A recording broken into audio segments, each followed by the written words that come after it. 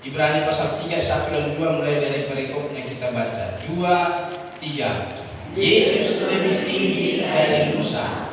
Sebab itu, hai saudara-saudara yang kudus, yang mendapat bagian dalam panggilan surgawi, pandanglah kepada Rasul dan Imam besar yang kita akui, yaitu Yesus, yang setia kepada Dia yang telah menetapkannya, sebagaimana Musa pun setia dalam segenap umatnya. Puji Tuhan.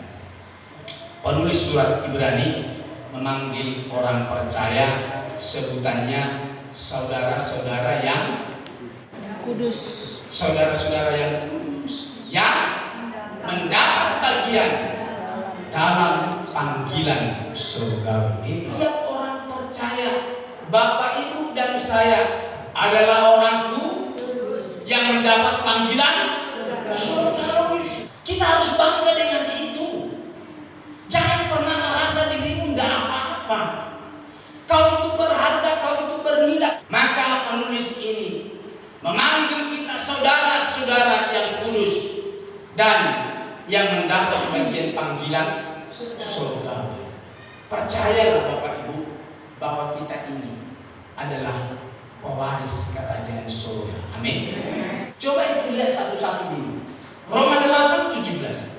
Dan jika kita adalah anak, maka kita juga adalah ahli waris. Maksudnya, orang-orang yang berhak menerima janji-janji Allah, yang akan menerimanya bersama-sama dengan Kristus, yaitu jika kita menderita bersama dengan Dia, supaya kita juga dipermuliakan bersama-sama dengan Dia. Jika kita anak, maka kita juga adalah ahli waris. Bapak Ibu, saya ini adalah pewaris kerajaan surga. Saudara bukan orang biasa, penghuni surga kita ini, saudara. Pastikan kita anak. Amen. Kalau kita tidak jadi anak, tidak ada pewaris surga, tidak. Hanya anak yang menjadi pewaris kerajaan surga. Kalau Bapak Ibu punya bondo, bukan orang lain pewarisnya, tapi anak, saudara-saudara. Ini 1 Petrus 2 yang 9 sampai 10 ini loh, bahwa kita pewaris. Tetapi kamulah bangsa yang terpilih, imamat yang rajani, bangsa yang kudus, umat kepunyaan Allah sendiri. Kau adalah kepunyaan Tuhan, miliknya Tuhan. Kalau miliknya Tuhan pasti ada dekat dengan Dia. Bapak Ibu, saya adalah kepunyaan Tuhan. Ya. Kamu yang dahulu bukan umat Allah, yang sekarang telah menjadi umat, yang dahulu tidak dikasihani, tetapi yang sekarang beroleh belas kasihan. Itu keadaan kita dulu, tapi sekarang dibuat menjadi kepunyaan Tuhan. Jauh tadi kita terjual di bawah kuasa dosa, tapi oleh kematian Yesus kita yang jauh itu menjadi dekat. Amin. Kita ini pilihan, imamat kerajaan, bangsa yang kudus, kepunyaannya Tuhan. Ya. Jadi jangan pernah ragu itu. Maka dikatakan dalam kitab Ibrani tadi, saudara-saudara yang kudus, yang mendapat panggilan dalam panggilan surgawi, betul? Kita itu berharga, kita itu bernilai. Bukan cuma berharga, bernilai, tapi kita melekat pada Tuhan dan kita ini biji matanya Dia. Ulangan 32:10. Kita ini biji mata Tuhan. Mari baca bersama-sama supaya ngerti kita ini biji mata Tuhan. 2, 3. Didapatinya Dia di suatu negeri, di padang gurun, di tengah-tengah ketandusan dan aman padang belantara, auman padang belantara. Dikelilinginya Dia dan diawasinya, dijaganya sebagai biji mata Tuhan. Umat kepunyaannya dijaganya, ya, sebagai biji matanya Tuhan.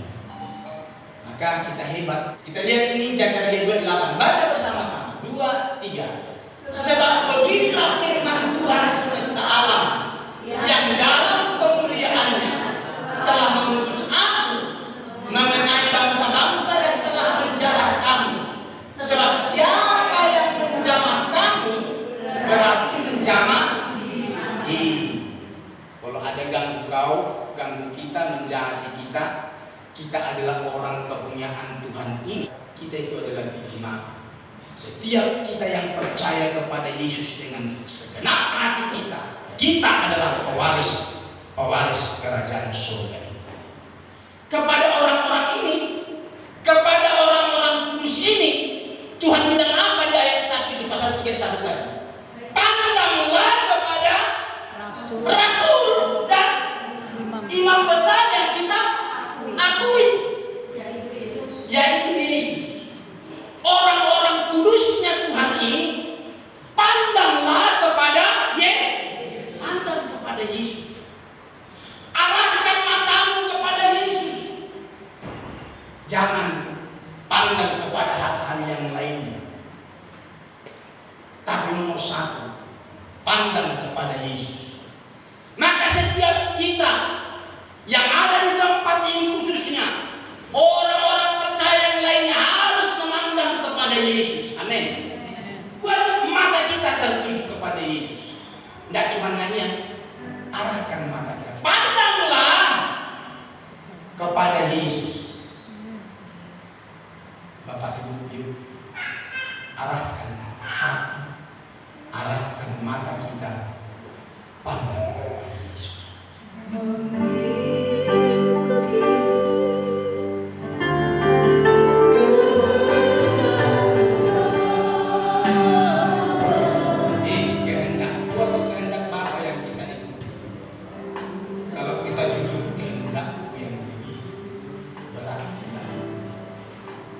Bukan kehendak Bapa, saudara.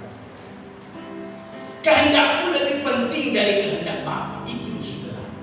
Kalau jujur kita akui, hanya kita bisa bilang, mau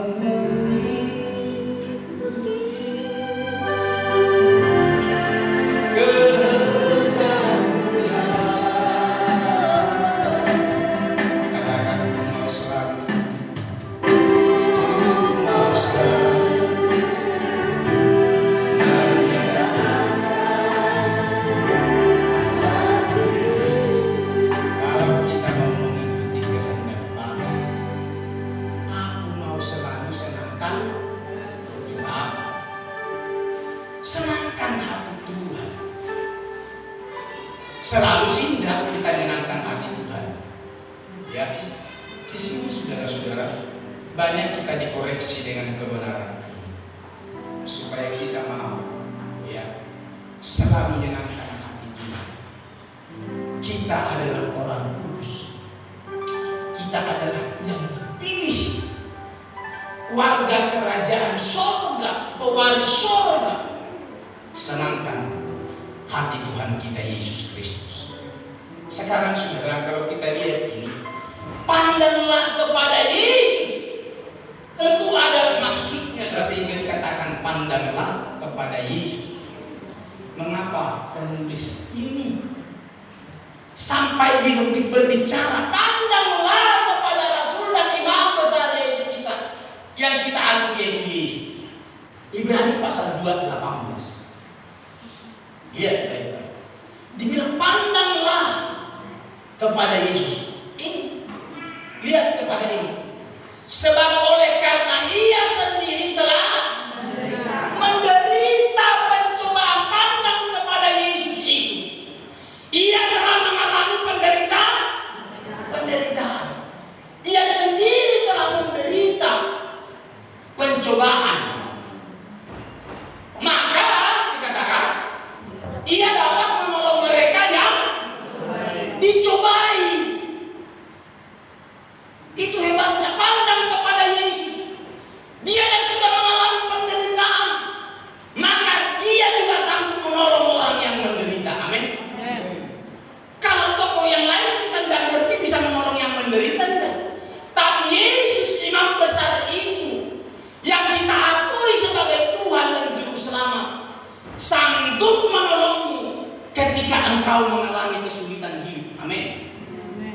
dia sanggup, saudara-saudara.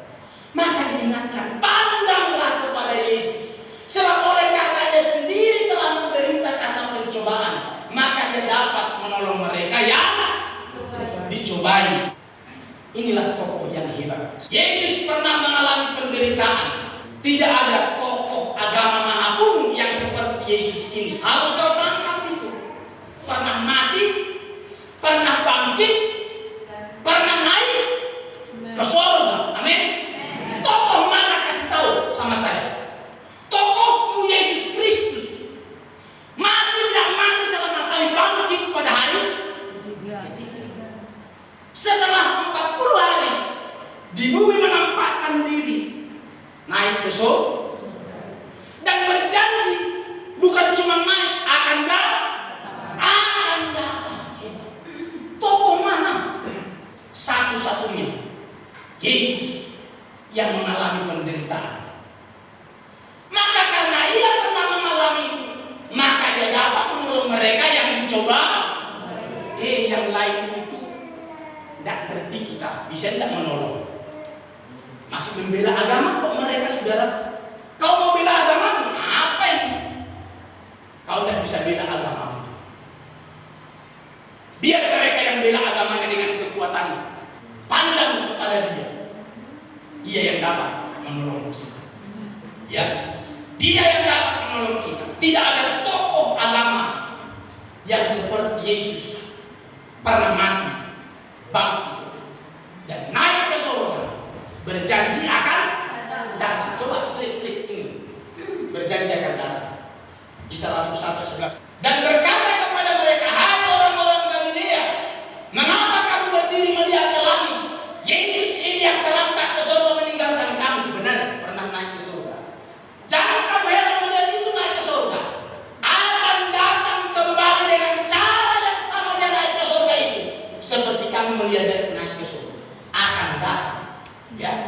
Akan datang kembali. Kapan itu? Hanya Bapa sendiri. Saudara, waktu saatnya kita tidak diberitahu, hanya Dia. Tapi Dia berjanji akan datang. Artinya yang saya katakan, ini tokoh hebat loh Yesus ini. Tidak ada tokoh yang sama seperti Dia. Mati, bangkit, naik, dan akan datang. Dia sanggup menolong kita yang percaya kepada Dia dalam situasi apapun. Itulah hebatnya Yesus. Pandanglah kepada Dia, kepada Yesus, karena Dia dapat menolong kita yang dicoba. Jadi kekasih dalam Tuhan, saat kita diperhadapkan dengan berbagai macam persoalan hidup, badai hidup yang hebat, rasa-rasanya kita tidak lagi ada daya untuk bertahan. Ya, wes loyo seperti itu, saudara-saudara. Ingin menyerah. Aku tidak kuat. Penyakit bertubi-tubi datang dalam hidupku. Aku tidak kuat. Aku menyerah. Jangan. Pandanglah kepada Yesus. Maka Ia dapat menolong mereka yang dicoba. Ia pernah mengalami penderitaan dan Ia juga yang sanggup menolongmu dari penderitaan. Amin. Engkaulah sumber kekuatan hatiku, tempat persembunyianku. Engkau di saat susah, tempat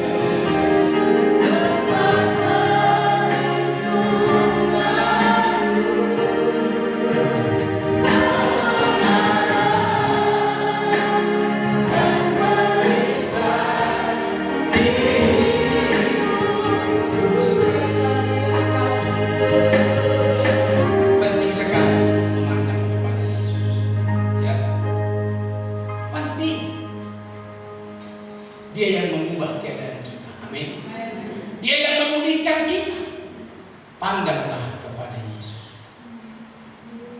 Dia yang sanggup melakukan segala-galanya dalam hidup kita, pemulih dalam hidup kita, dan Dia juga obat dalam hidup kita. Amin.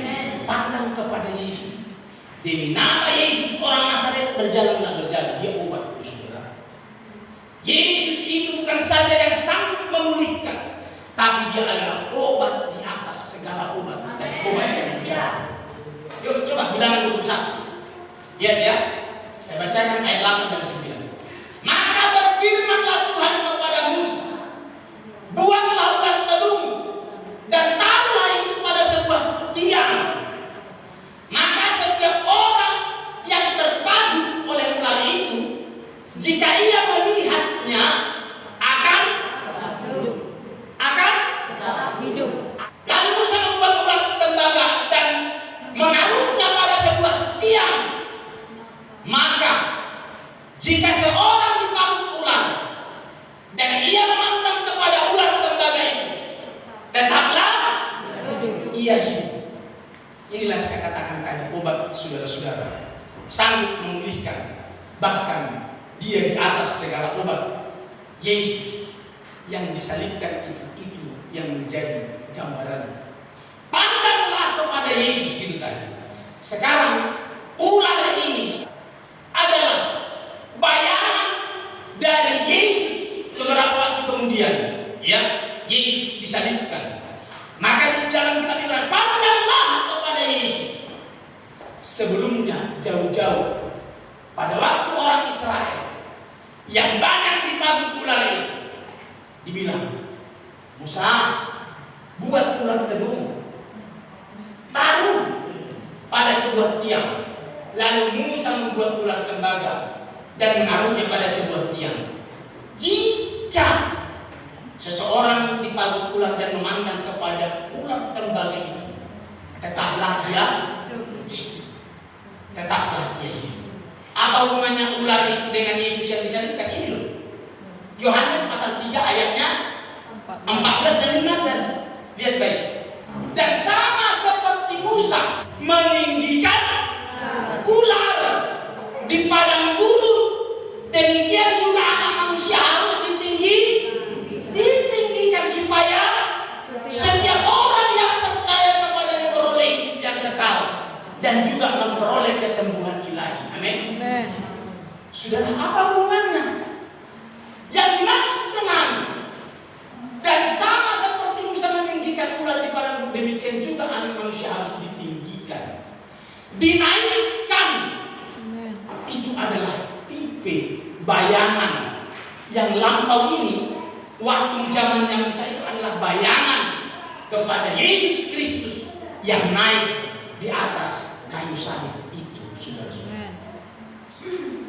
Itu adalah tipe bayangan, saudara-saudara, bahwa ular itu bukan sekedar ular, tapi dia adalah bayangan dari Yesus yang disalibkan beberapa waktu kemudian. Dia harus naik ke atas kayu salib. Jika seorang dipanggil ular dan dia memandang kepada ular tembaga itu, dia akan hidup. Di dalam Yohanes, sama seperti Musa meninggikan ular di padang gurun, demikian juga anak manusia harus ditinggikan. Pandang kepada Yesus di tengah-tengah kesulitan apapun, di tengah-tengah penderitaan apapun. Pandang kepada Yesus, dia sanggup menolongmu. Amin. Saya tidak tahu apa yang menjadi pergumulan orang. Ayo kita lihat dulu ini. Matius 8:23 sampai 27. Lalu Yesus naik ke dalam perahu dan murid-muridnya pun mengikutinya. Sekonyong-konyong mengamuklah angin ribut di dalam itu, sehingga perahu itu ditembus gelombang, tapi Yesus tidur. Maka datanglah muridnya membangunkan dia, kata, Tuhan, tolonglah, kita binasa. Ia berkata kepada mereka, mengapa kamu takut? Kamu yang kurang percaya. Lalu bangunlah Yesus, menghardik angin dan danau itu, maka danau itu menjadi teduh sekali. Awalnya murid-murid ini mengabaikan Yesus, tapi ketika mereka melihat kesulitan ini makin sulit, ini tidak bisa dilawan badai ini, sehingga mereka arahkan mata kepada Yesus. Maka dibangunkan Yesus itu, ya, Tuhan, tolong, kita binasa. Yesus pun terbangun dan menolong mereka. Pandang kepada Yesus, dia tidak sekedar obat, tapi menolong kita dalam segala situasi apapun. Amin. Yohanes 5:58. Di situ ada seorang yang sudah 38 tahun lamanya sakit. Ketika Yesus melihat orang itu berbaring di situ, dan karena dia tahu bahwa dia telah lama dalam keadaan ini, berkatalah ia kepada, maukah engkau sembuh? Jawab orang sakit itu kepada Tuhan, tidak ada orang yang menurunkan aku ke dalam kolam itu apabila airnya mulai goncang. Dan sementara aku menuju kolam itu, orang lain sudah turun mendahului. Kata Yesus, bangunlah, angkatlah tilangmu, berjalan. Angkat tilang, berjalan. Di dalam Yesus ada kesembuhan. Amin. Di dalam Yesus ada kesembuhan. Maukah kita memandang Dia? Amin. Pandanglah kepada imam besar kita, yaitu Yesus. Pandang. Lihat ini Matius 9. Ketika Yesus meneruskan perjalanannya dari sana, 2 orang buta mengikutinya sambil berseru-seru dan berkata, kasihanilah kami, hai anak Daud. Setelah masuk ke dalam sebuah rumah, datanglah 2 orang buta itu kepadanya, dan Yesus berkata kepada mereka, percayakah kamu bahwa aku dapat melakukannya? Mereka menjawab, ya Tuhan, kami percaya. Lalu Yesus menjamah mata mereka sambil berkata, jadilah kepadamu menurut iman. Diarahkan matanya kepada Yesus, jadilah dia sembuh. 2 orang buta disembuhkan Tuhan karena mengarahkan matanya. Kita adalah pewaris kerajaan surga itu. Pandang kepada Yesus. Ada banyak orang-orang percaya yang pergi cari alternatif ketika dia sakit. Cari dukun supaya dia sembuh dari sakit. Pandang kepada Yesus. Kenapa kita mau dengan anjuran pergi ke dukun, tapi tidak mau memandang kepada Yesus? Itu loh saudara. Masa sengklek, patah tulang kok ke dukun? Itu kenyataan. Berapa banyak orang kita lihat ketika jatuh sakit, yang tidak jemaat, yang pendeta bisa cari alternatif. Di sini tantangannya, coba Anda kepada dia. Mau tidak memandang Yesus atau pergikah kita ke dukun? Biayanya murah itu saudara. Alasan kita itu biayanya murah, sehingga rame-rame kita pergi ke dukun. Cuma buat teh, cuma merokok seadanya. Karena murah, tidak percaya dengan pengetahuan yang diberikan Tuhan kepada para manusia-manusia yang sudah belajar. Kita tidak percaya itu. 3 kali, 4 kali, 4 bulan, 5 bulan tidak sembuh. Wes, alternatif pergi ke gading. Uangmu hilang, golek dukun. Masa dukun sing digolek? Apa hubungannya dengan dukun? Kita sudah kehilangan uang, datang ke dukun kehilangan. Mau kita? Mau? Coba ketika kau datang kehilangan uang, datang ke gereja, ada? Tidak ada. Tidak ada orang yang begitu kehilangan uang datang di gereja berdoa. Wis, Tuhan, aku kehilangan duit. Pandang kepada Yesus. Amin. Coba satu kali waktu saya ingin melihat kalau kita kehilangan, datang di gereja berdoa. Kau tambahin lagi, ini persembahan pun karena aku kehilangan. Kau kehilangan 1 juta, kau kasih 5 juta. Wah, mungkin ini orang Kristen pertama nih. Kehilangan, datang di gereja berdoa, bawa duit pisan lagi. Yuk, jangan seperti dia. Puji Tuhan. Ya, jadi datanglah kepada Yesus. Apapun situasimu, apapun kondisimu. Satu ayat lagi. Wah, ini panjang, udah habis ternyata. Yuk, Ibrahim pasalnya yang ketiga 2 tadi. Yang setia kepada Dia yang telah menetapkannya, sebagaimana Musa pun setia dalam segenap rumahnya. Puji Tuhan. Ya, Musa sebagai pelayan Tuhan, dia didapati adalah setia. Bukan saja setia, tapi dia sabar, saudara. Firman Tuhan yang ngomong. Coba lihat dulu satu-satu, pelan-pelan. Adapun Musa ialah seorang yang sangat lembut Bukan saja dia seorang yang setia, tapi dia seorang yang sabar dan lembut hatinya. Dia lagi yang lain. Lalu kembalilah Musa menghadap Tuhan dan berkata, bangsa ini telah berbuat dosa besar sebab mereka telah membuat Allah emas bagi mereka. Tetapi sekarang kiranya Tuhan mengampuni dosa. Bukankah itu luar biasa si Musa? Dan jika Tuhan tidak ampuni mereka, apa kata Musa? Hapus kiranya nama dari dalam kitab yang kau tulis itu. Pemimpin hebat ini Musa. Ya. Padahal bangsa Israel itu yang salah benar. Kalau baca nanti ayat ke atasnya, bahwa satu kali Musa naik menerima dua lomba. Karena lama dia turun, maka si Harun adiknya membuat patung emas, ya kan? Buat patung emas, saudara-saudara. Lalu, saudaraku yang dikasih Tuhan, Musa sangat kesal dengan keberadaan orang Israel yang menyakiti hati Tuhan, membuat Tuhan kedua, yaitu lembu emas. Maka setelah itu dikatakan, lalu kembalilah Musa menghadap Tuhan dan berkata, bangsa ini telah berbuat dosa besar, sebab mereka telah membuat Allah emas bagi mereka. Saya mengingatkan kepada kita bahwa Musa ini seorang yang luar biasa, lembut hatinya, saudara-saudara. Tapi saya mau bilang, perlu kita ingat, saudara-saudara yang dikasih Tuhan, apapun kesetiaan, apapun kesabaran Musa, seperti apapun hebatnya Musa itu tidak bisa menjadi role model. Tidak bisa menjadi teladan nomor satu, tidak bisa. Musa hebat dalam kelembutan, hebat dalam kesetiaan, hebat dalam kesabaran, hebat. Tapi itu tidak bisa menjadi role modelnya. Tidak.